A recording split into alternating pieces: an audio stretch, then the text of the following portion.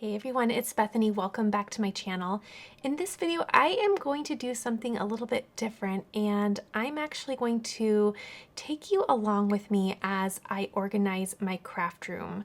I'm doing a little spring cleaning, and if I'm being really honest with you, I spring clean just about every couple months in my craft room. I never wait for spring, but I lately have been so busy that I feel like I've been allowing boxes of new product to arrive and pile up.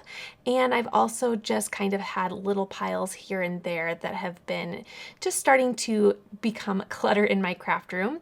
So for this video, we're going to slow down and really get organized. And I hope this inspires you to do the same in your craft space. The first thing that I really need to do is open up all of my new Concord and Ninth ink pads. So they recently released a brand new collection of inks.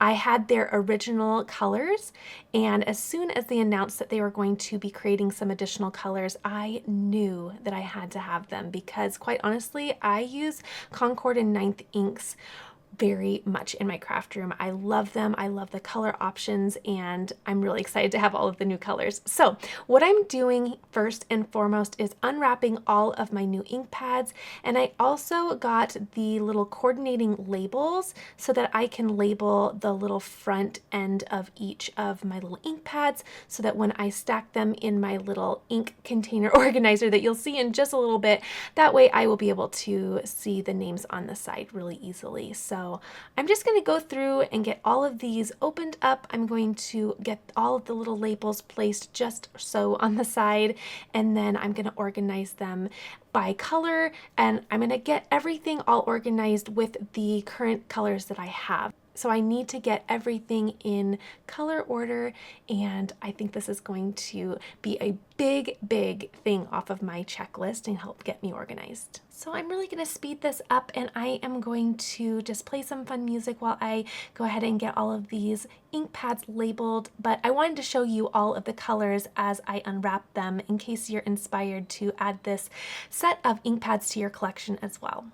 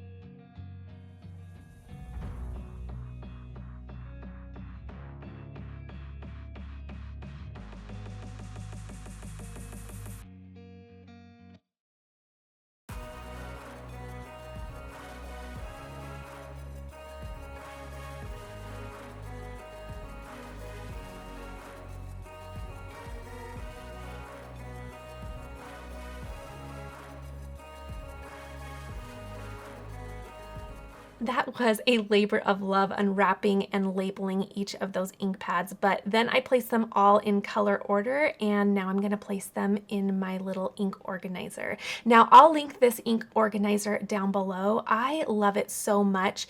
It holds my inks so nice. It's just nice and clean looking, and I love that I can easily see the colors right with the labels facing out. So I really enjoy how this looks, and I'm glad I have this checked off my list. There is the final look. I think they look so nice and pretty, and I can't wait to start creating with them. Okay, for the next item on my to-do list, I have this drawer of cardstock. This is where I keep all of my 110 pound, 80 pound cardstock. I have panels trimmed down for card making, but I find that I also kind of toss little bits and pieces in this drawer that I really need to get organized. So sometimes I just put other little paper packs in here, like if I have heavier weight cardstock or if I have specialty cardstock, and it just is getting a little cluttered. So what I'm doing here is underneath each of these pink organizers, I have additional cardstock for refill. So I have more 110 pound, more 80 pound cardstock. And what I'm doing is just refilling all of those little containers.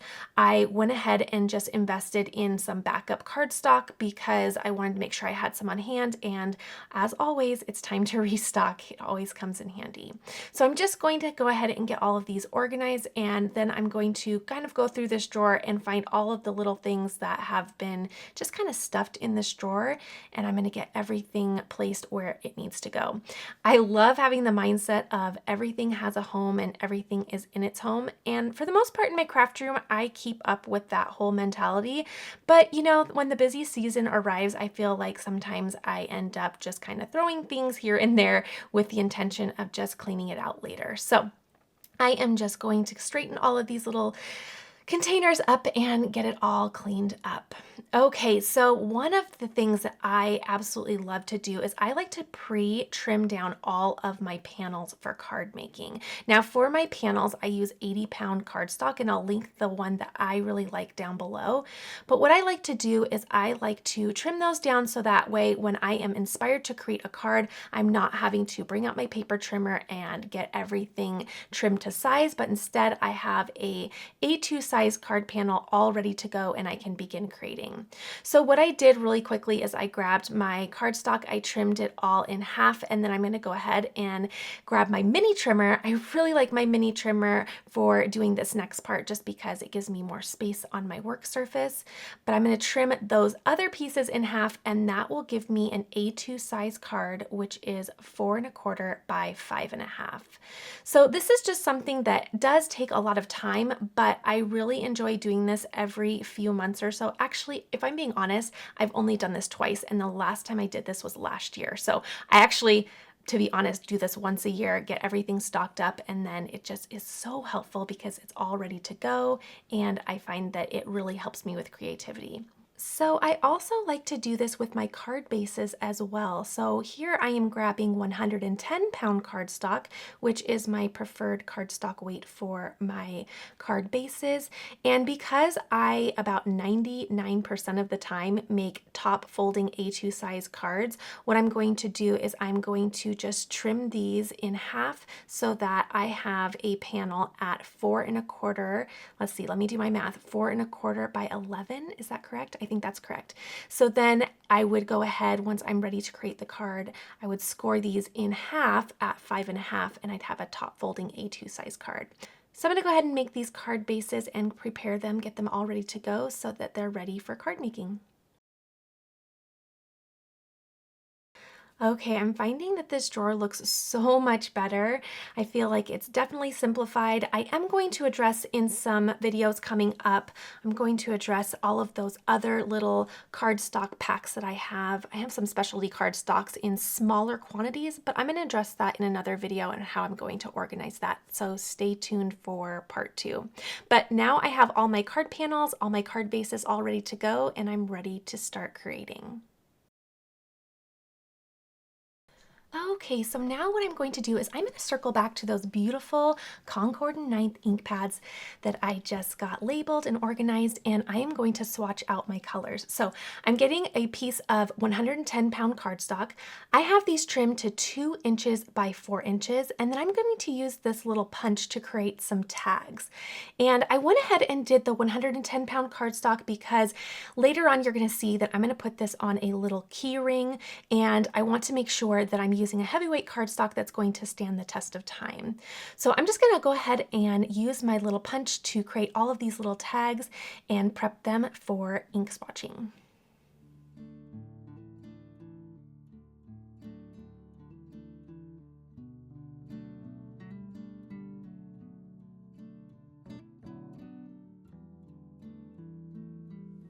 Okay, now that I have a really nice stack, and if I'm being honest, I created a couple extra just in case I had any whoopsies.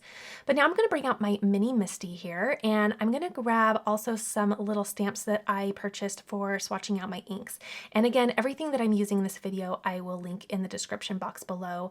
But I'm going to center these. I really like these because they give you some little designs, but also you have a little solid stamp as well for swatching out your inks. And then I'll condition my stamps as well to prep them.